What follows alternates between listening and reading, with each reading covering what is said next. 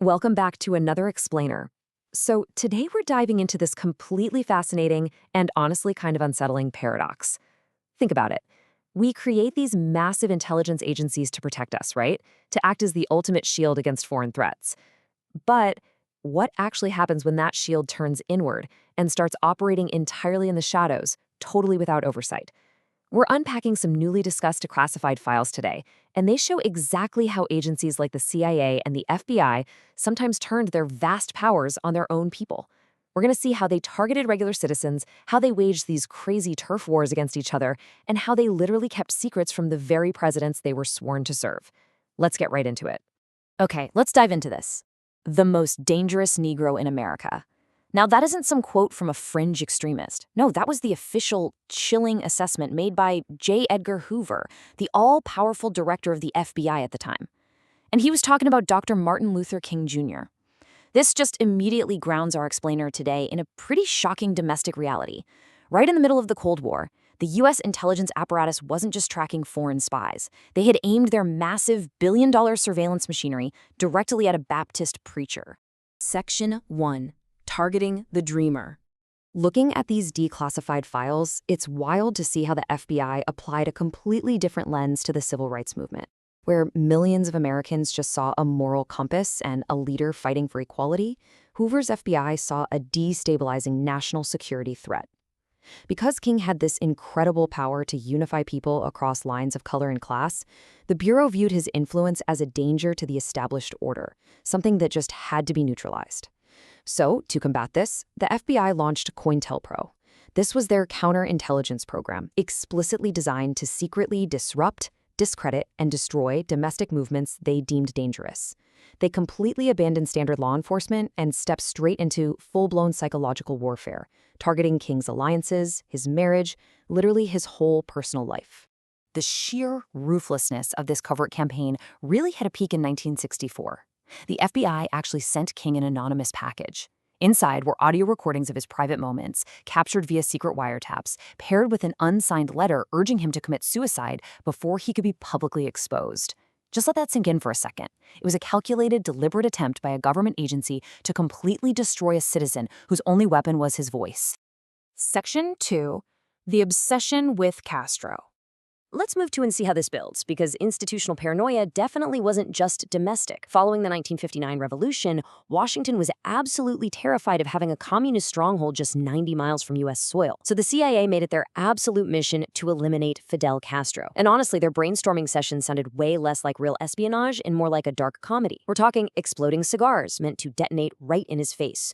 Wetsuits coated in a flesh-eating fungus. I know it genuinely sounds made up, but it is 100% real. And here is perhaps the ultimate Cold War irony. The CIA actively recruited American mafia hitmen to do the job. The government actually partnered with the exact same organized crime syndicates that Castro had just kicked out of Cuba.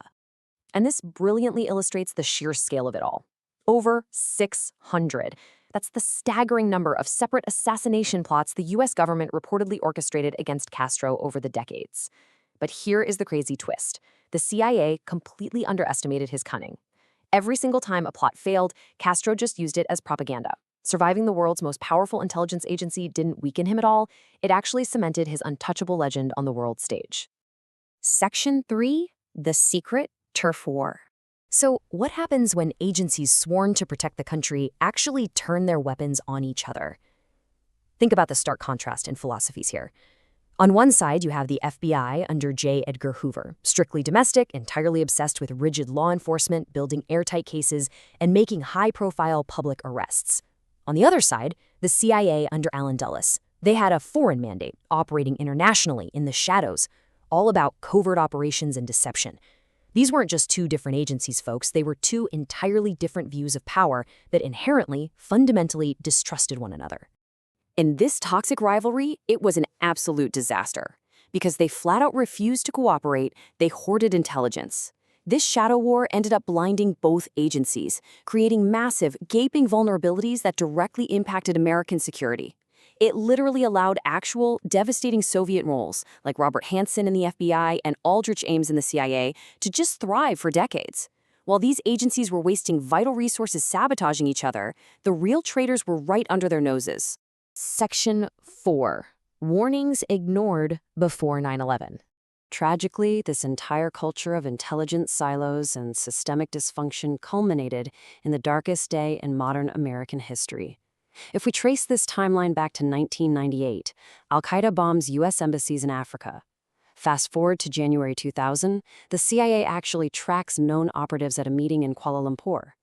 Two of those men then enter the U.S., but because of those petty turf wars we just talked about, the FBI is kept completely in the dark.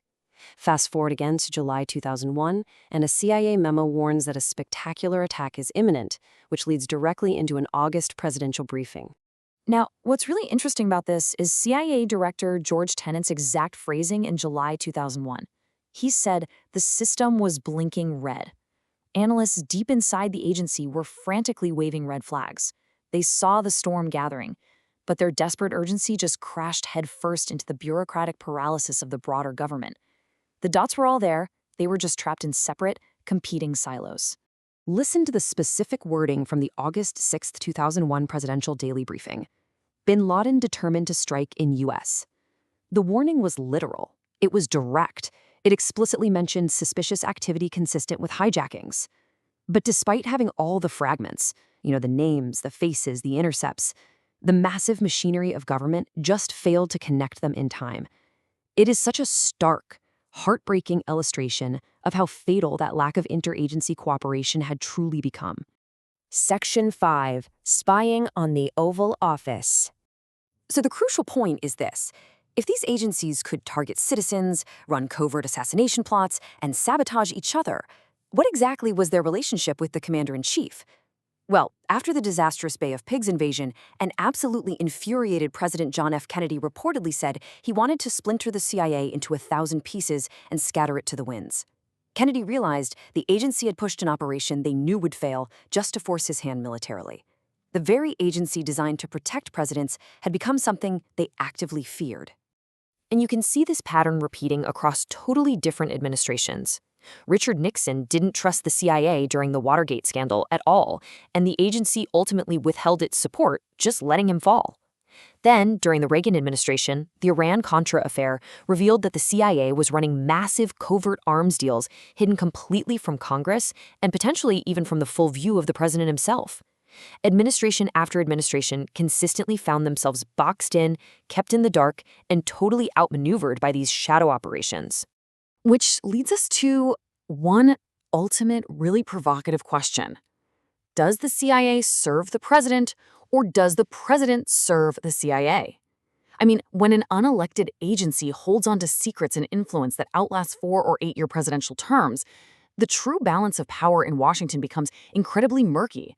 It really leaves you wondering who is actually pulling the strings. Well, thank you so much for joining me for this explainer. I highly encourage you to go out and seek more of this history on your own because these declassified files raise questions about power, oversight, and democracy that remain absolutely vital today. Catch you next time.